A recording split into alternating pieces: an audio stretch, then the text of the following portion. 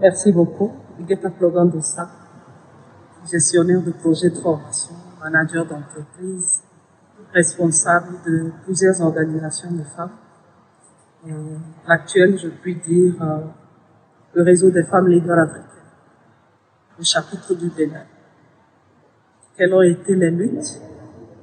La seule grande lutte que je puis dire, c'est bien de voir les droits des femmes respectés un jour. Et pour cela, depuis le bas âge, je dirais des années 86, 90, la création de plusieurs organisations. La toute première, c'est l'AEB, l'Association des étudiantes du Bénin, sur le campus.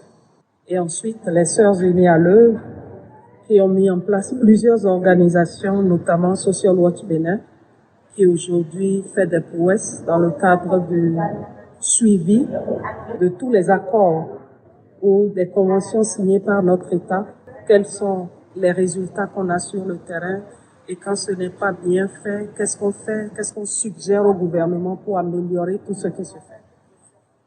Grande est notre joie de constater qu'aujourd'hui, plusieurs institutions sont mises en place pour accompagner tout le travail que la société civile a eu à faire depuis la base jusqu'au sommet, et particulièrement l'Institut national de la femme.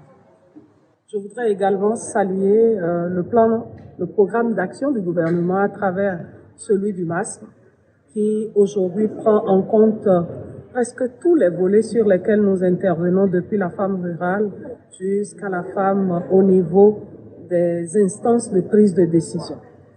Les difficultés, elles sont inhérentes à la vie humaine, notamment les pressions.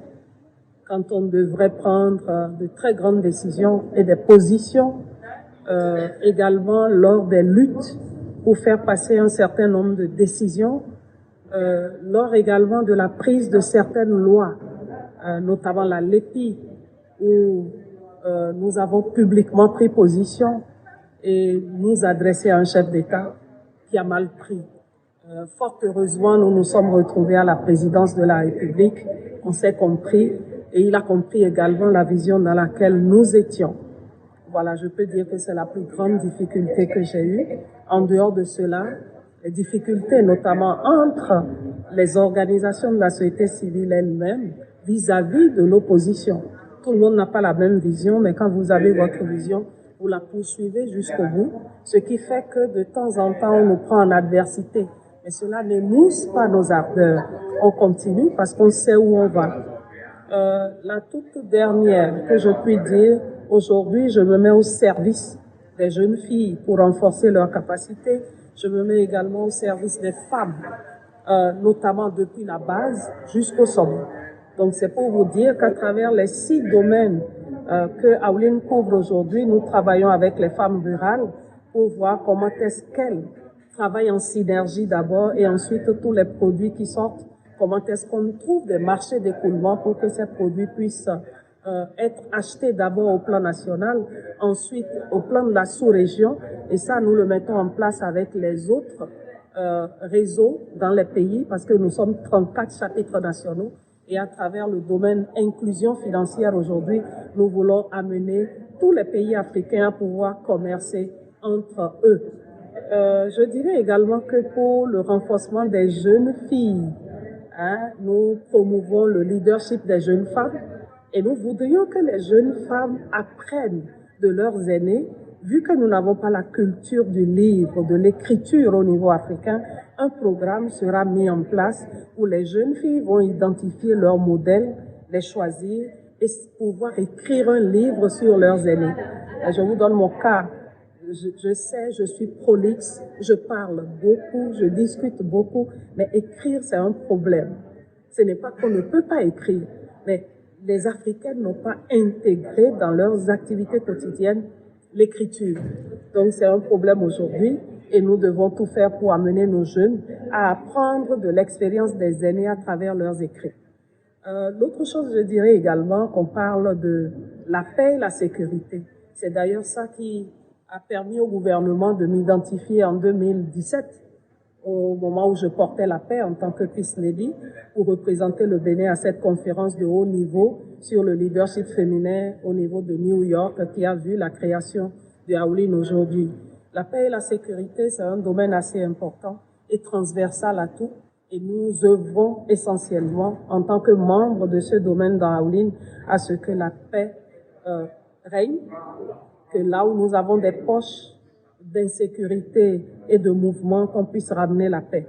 Et nous avons la mobilisation sociale également. Vous savez que toutes les actions que nous menons, tant que nous n'avons pas un certain nombre de couches avec nous pour porter ces actions, on ne peut pas avancer.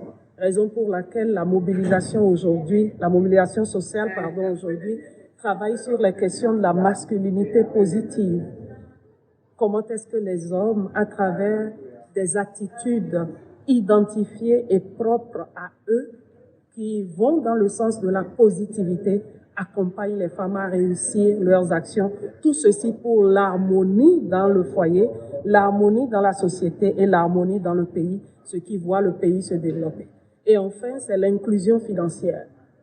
Cet axe-là qui est transversal à tout, sans ressources, on ne peut pas avancer.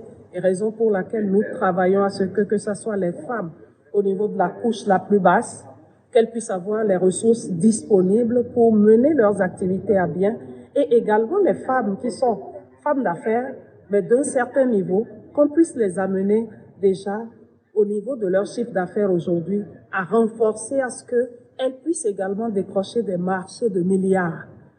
Vous retrouvez des hommes qui décrochent des marchés, mais vous ne trouverez pas des femmes qui vont aux milliards. Et notre ambition aujourd'hui, c'est d'amener les femmes chefs d'entreprise également à atteindre un niveau où elles peuvent aller rivaliser avec les hommes sur les champs des marchés importants qu'elles peuvent décrocher, bien gérer et pouvoir recevoir également les félicitations comme les hommes. Nous savons que les femmes sur ce chantier-là sont plus gestionnaires que les hommes et nous voulons les encourager, nous voulons leur permettre de pouvoir avancer. Aujourd'hui, si je dois résumer toutes ces actions, je dirais que nous avons beaucoup fait, mais on dit souvent que tant qu'il reste à faire, rien n'est fait et qu'on doit pouvoir avancer toujours dans l'accompagnement des femmes, relever leur leadership et surtout dire à la femme béninoise qu'elle doit continuellement avoir confiance en elle. Ça nous manque aujourd'hui à cause des difficultés ambiantes que nous avons. La femme a commencé à ne plus avoir confiance en elle et nous voulons le relever par tout le travail que nous faisons. Je vous remercie. Je suis Santé Laroyer, gestionnaire de projet de développement, spécialiste en business sensible au genre. Alors, je suis vice-présidente du réseau des femmes leaders africaines, chapitre pays. Et quand elle est une fratrie de 5 enfants, dont le Benjamin est le seul garçon, vous imaginez que très tôt, j'ai pu être confrontée à certaines réflexions. Quand vous entendez votre père vous dire face à certaines tâches qu'il aurait aimé avoir un garçon en premier, supposons donc que vous ne pouvez pas accomplir cette tâche parce que vous êtes une fille. Quand vous entendez votre famille vous rendre visite et dire que votre petit frère, c'est le chef de famille malgré qu'il soit le dernier et que vous ne pourrez prendre aucune décision sans lui, vous mettez dans la peau de vouloir en tout cas prouver que vous êtes capable. Moi, ça a été ma réaction. J'ai voulu prouver que j'étais capable de prendre des décisions, de faire des réflexions audibles. Et donc, très tôt, lorsque je me suis retrouvée dans le milieu du militantisme, j'ai cherché à prendre des responsabilités, j'ai cherché à me former, j'ai cherché à acquérir les aptitudes qu'il faut. J'ai brigué des responsabilités. Il y a eu des échecs, il y a eu des victoires, mais tout ça participait donc de la formation. Entre-temps, il faudra également se rappeler que quand on parle de lutte, quelque part, on a besoin d'être autonome. Et cette autonomisation, en tant que femme, nous ne pouvons la rechercher qu'à travers l'entrepreneuriat, qu'à travers une bonne formation avec des compétences avérées pour pouvoir briguer des postes Et ça a été mon cas. Aujourd'hui, je suis promotrice d'un cabinet d'accompagnement aux organisations.